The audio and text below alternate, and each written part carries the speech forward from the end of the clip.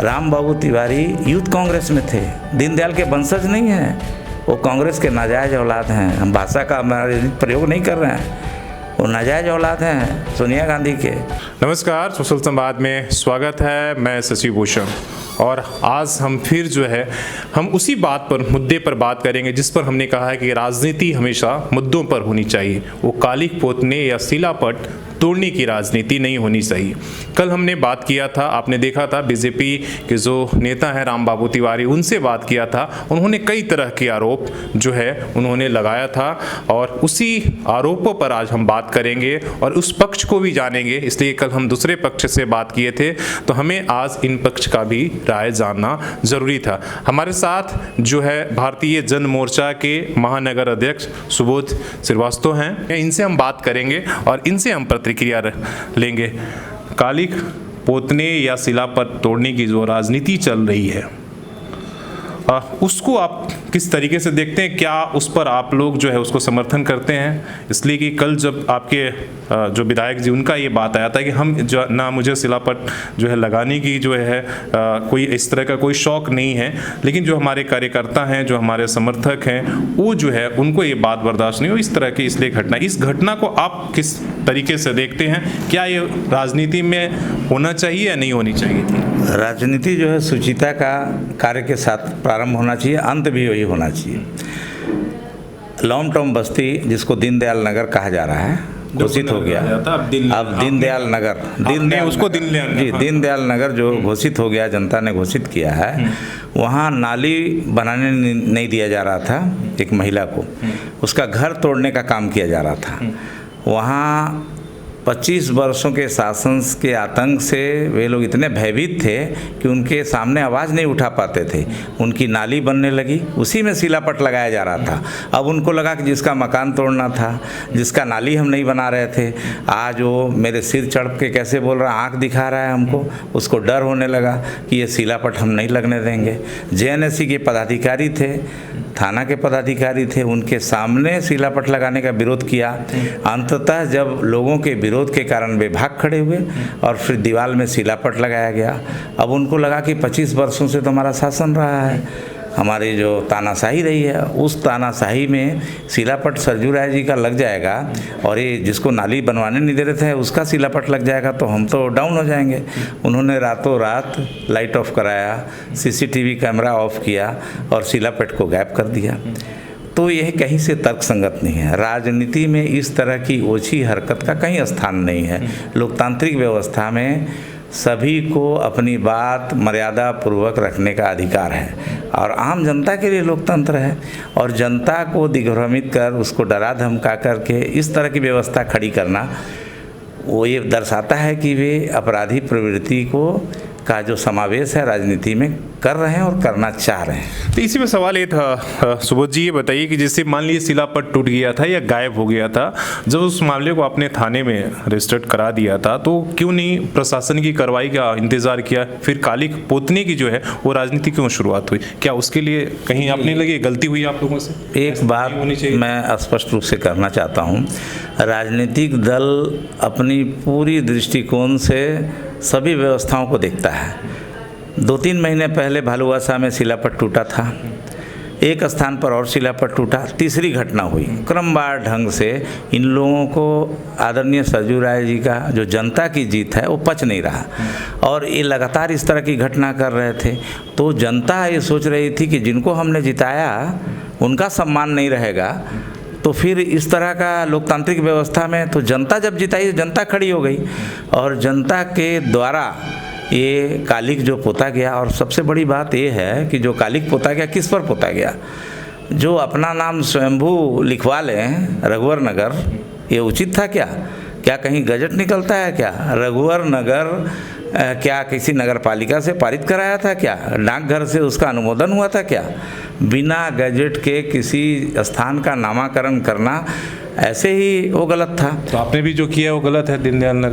दीनदयाल नगर तो जनता ने घोषित किया, आगे हम लोग उस प्रक्रिया पर वही बात तो भी कह रहे हैं। नहीं, हम लोग तो उस प्रक्रिया पर चलने वाले हैं। पंडित दीनदयाल जी का नाम लोगों ने इसलिए रखा कि उस क्षेत्र के अधिकांश लोग पंडित दीनदयाल की के जो भावना है, उनकी सोच के साथ चलते हैं तो ऐसी स्थिति में लोगों ने घोषणा की कि पंडित दीनदयाल नगर रखा जाए, और जनता का फैसला है और जनता आगे तय करेगी और उसको नोटिफिकेशन वगैरह के लिए आगे प्रयास होगा, और होगा तो दीनदयाल नगर के नाम से वो क्षेत्र अब जाना जाएगा और जाना जा रहा है। और पूरे शहर में इसकी अच्छी प्रतिक्रिया है कि दीनदयाल जी का नाम पहले क्यों नहीं घोषित हो गया।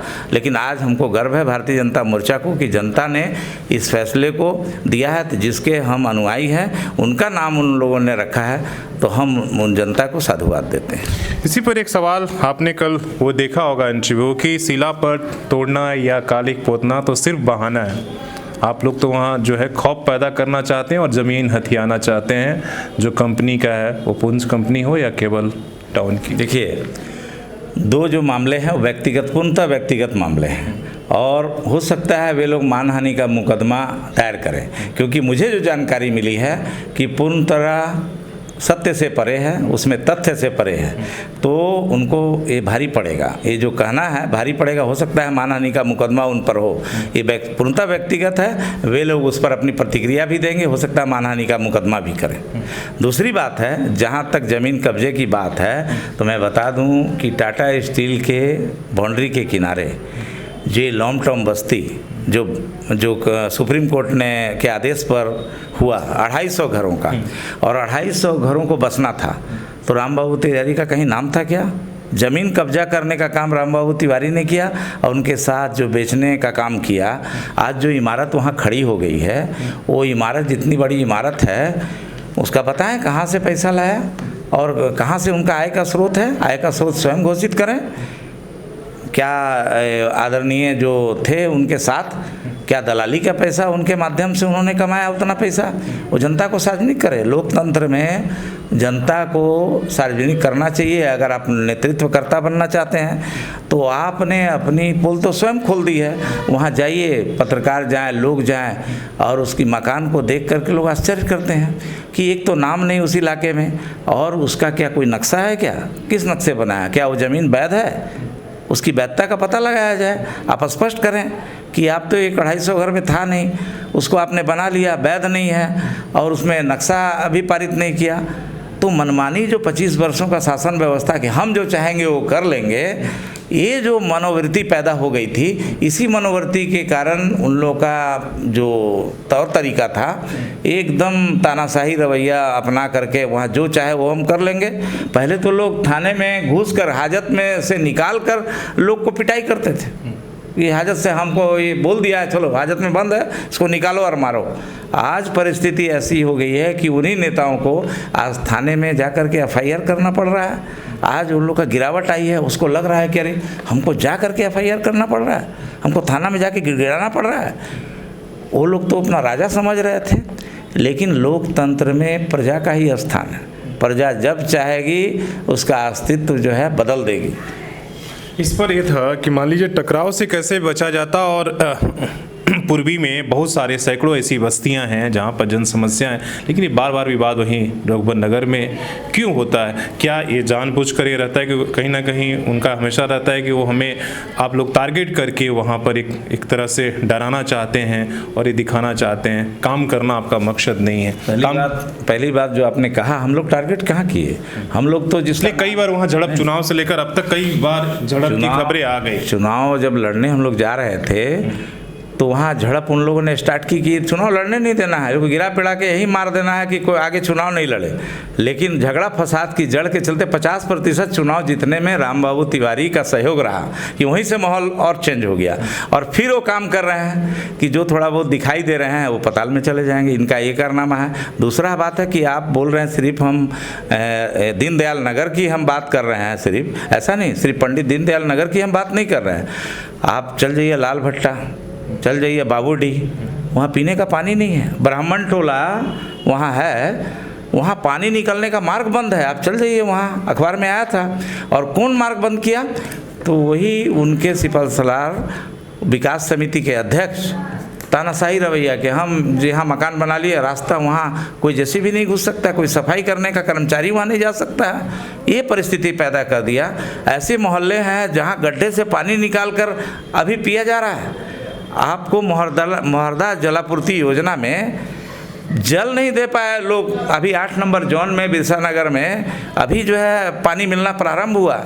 तो ऐसी कई बस्तियां हैं जहां पर्याप्त तरीके से बिजली नहीं। हमें बता देना चाहते हैं कि रघुवर दास जी विधायक थे, हम लोगों ने आंदोलन किया था बिजली का, आपको भी याद होगा अगर इस शहर में होंगे।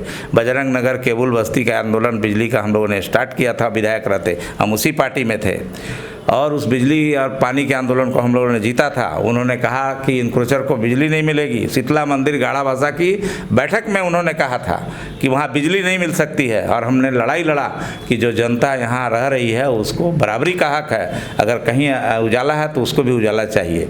और उस लड़ाई को हमने लड़ा था, 3 वर्षों तक लड़ाई लड़ा और सबसे पहले बजरंग नगर, सरस्वती नगर, केबुल बस्ती में बिजली आई। उसके बाद उसी उदाहरण के स्वरूप उन लोगों ने, विधायक ने हम लोगों को फॉलो किया। हम आज बता देना चाहते हैं, ये हमारा चैलेंज है जो हम कर रहे हैं, एकदम अच्छा सा सही है। और केबुल बस्ती के एक आदमी यहाँ प्रमाण है और जा कर के आप पूछिएगा, विधायक रहते हुए सफल नहीं हो पाए, लेकिन कार्यकर्ता हम लोग थे तो उनको नागवार गुजरा था उस समय। वो तो चिरकुट कहा करते थे कार्यकर्ता को, मेरे सामने कोई नहीं है।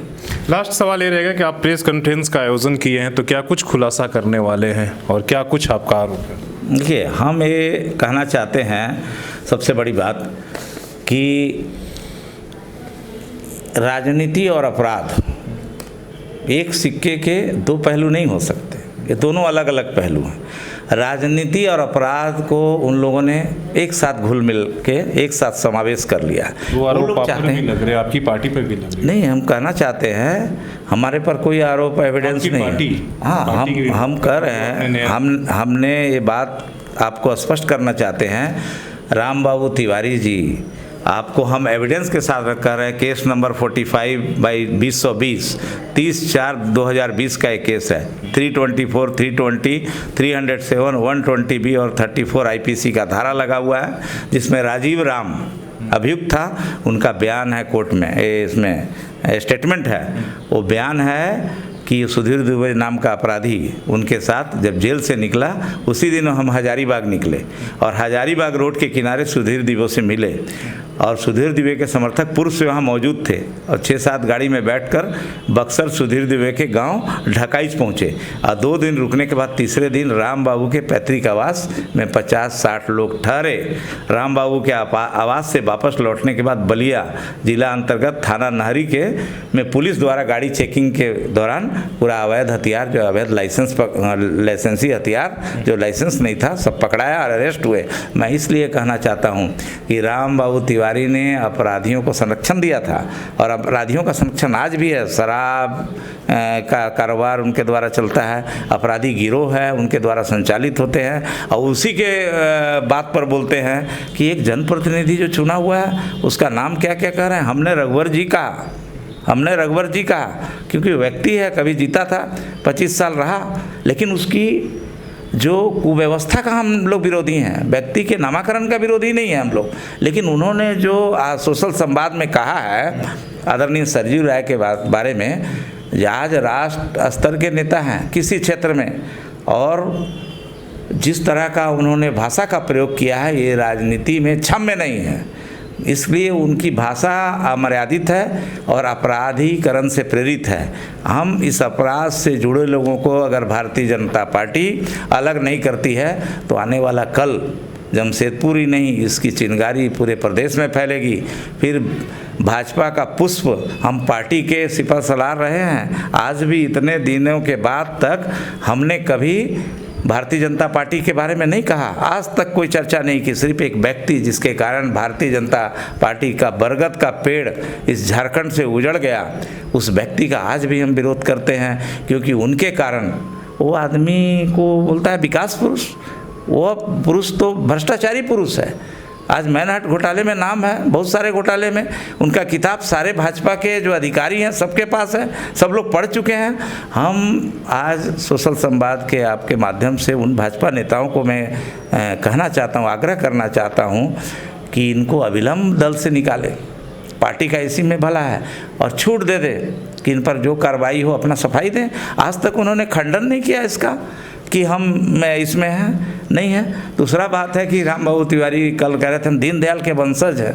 हम कहना चाहते हैं लोगों को मालूम नहीं है जो हम लोग को चुरकुट कहते थे कार्यकर्ताओं को, राम बाबू तिवारी यूथ कांग्रेस में थे, दीनदयाल के वंशज नहीं हैं, वो कांग्रेस के नाजायज औलाद हैं। हम भाषा का प्रयोग नहीं कर रहे हैं, वो नाजायज औलाद हैं सोनिया गांधी के।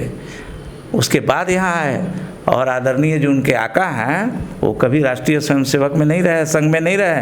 हम लोग नज़दीक से रहे, हम लोग मुख्य शिक्षक रहे हैं, हम लोग राष्ट्रीय स्वयंसेवक संघ का हम लोगों ने सींचा है। और वो कभी संघ में नहीं रहे, हाफ पैंट को गरियाते थे हम लोग। बात करेंगे कि दीनदयाल के वंशज हैं, हम इस बात को जोरदार भर्त्सना करते हैं। अगर दीनदयाल के वंशज रहते तो दीनदयाल की जो पुण्यतिथि मनाई जा रही थी वे भी आके पुष्प चढ़ाते कि चलो हम भी आके पुष्प चढ़ाते हैं, दीनदयाल की पुण्यतिथि मनाई जा रही, हमको बुलाते, हम भी चल जाते अगर ऐसा पुण्यतिथि मनाया जाता। आपने दीनदयाल के चित्र के सब माल्यार्पण होने का कार्यक्रम समाप्त हुआ, आप अपने पुत्र को भेज देते हैं और वहाँ दंगा फसाद कराते हैं। ये क्या साबित करता है? दीनदयाल की मर्यादा का, उनकी सोच का आपने हनन करके ये साबित किया है कि हम दीनदयाल के वंशज नहीं थे, स्वयं साबित किया है। और उस क्षेत्र के लोगों को भड़का करके, वो भोली भाली जनता है, कल को क्या होगा वो खुद जानेंगे। जो आज परिस्थिति बन रही है, हम ये कहना चाहते हैं कि भारतीय जनता मोर्चा, हम लोग जिसके साथ हैं, हमारे सरजू राय जी नेता हैं, उन्होंने हमेशा भ्रष्टाचार के विरुद्ध लड़ाई लड़ी है। दल में रहते हुए, मंत्री परिषद में रहते हुए उन्होंने आवाज़ उठाई। अगर आवाज़ सुनी जाती तो यह दिन देखना नहीं पड़ता। चलिए, बहुत बहुत धन्यवाद। इन्होंने अपना पक्ष रखा, लेकिन हम फिर वही कहेंगे कि राजनीति हमेशा मुद्दों पर होनी चाहिए, व्यक्तिगत आरोप प्रत्यारोप पर नहीं, क्योंकि उससे कुछ निकलता नहीं बल्कि नुकसान ही होता है। जनता का मुद्दे पर अगर हो तो जनहित में अगर काम होगा तो कहीं ना कहीं जो है लोगों का जो है उससे भला होगा। तो अपने सहयोगी सृजन के साथ मैं शशि भूषण, सोशल संवाद न्यूज़, झारखंड।